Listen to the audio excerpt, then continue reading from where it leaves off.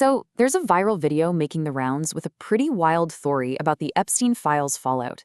It's claiming this isn't just a scandal, it's a chain reaction that could bring down monarchies and completely shatter Hollywood. In this explainer, we're going to break down that exact theory, piece by piece, to really understand the story it's telling. Let's dive in.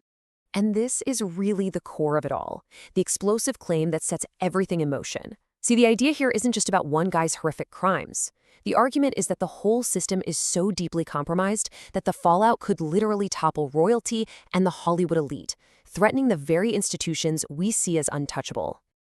Okay, so the video breaks its argument down into 4 key parts. It kicks things off with a royal arrest, which it says triggers this massive panic in Hollywood.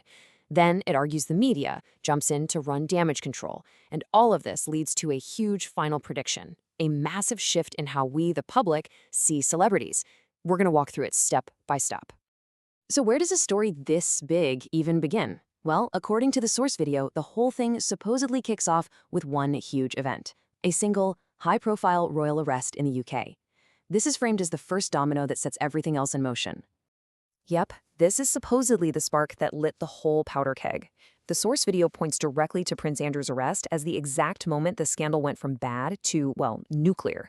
It put unbelievable pressure, not just on the British monarchy, but on every single powerful person connected to this whole web. And to really drive home how serious this is, the video points to royal expert Neil Sean, who flat out said that the monarchy itself is at risk. We're not just talking about one person's bad reputation here. The argument being made is that this is an existential threat to the entire institution. Then, the video looks at the official response from King Charles, expressing deepest concern and promising full and wholehearted cooperation. The source says this super formal, careful language, that's a huge sign of just how much pressure they're under. It's presented as proof of how seriously the palace is taking this threat. All right, so we're leaving the palace and heading over to the Hollywood Hills. The argument is that those shockwaves didn't just stay in the UK. Nope, they traveled all the way across the Atlantic, supposedly sparking a full-blown panic throughout the entertainment industry. Now, this is where it gets really interesting. The source video puts these 2 moments side by side. Before the files dropped, you see hosts on The View all fired up, demanding release the damn files. But then, after the release, the video claims the tune completely changes to defensive comments like, anybody can be on this list. In fact, the video actually gives this a name. They call it the Whoopi Defense. It's used to describe her on-air statement where she emphasized she wasn't his friend. But the video argues this totally sidesteps the real reason her name was in the documents in the first place, which was allegedly about wanting to use his plane. So if Hollywood is in a panic, what happens next? Well, according to this theory, that's when the media machine supposedly kicks into high gear to do damage control, to actively try to shape the story and control the public fallout. And the video gets specific, pointing the finger directly at outlets like The Hollywood Reporter. The argument is that because their whole business is wrapped up in the success of the entertainment industry, they're not just reporting the news, they're actively trying to protect the industry it covers. So, for proof, the source brings up an article that lists all these names. And the claim being made is, hey, these are famous people for sure, but are they the real heavy hitters? The video suggests maybe not, and that there's a deliberate strategy at play here. And this quote from the video really sums up the whole theory. The idea is that this is all a game.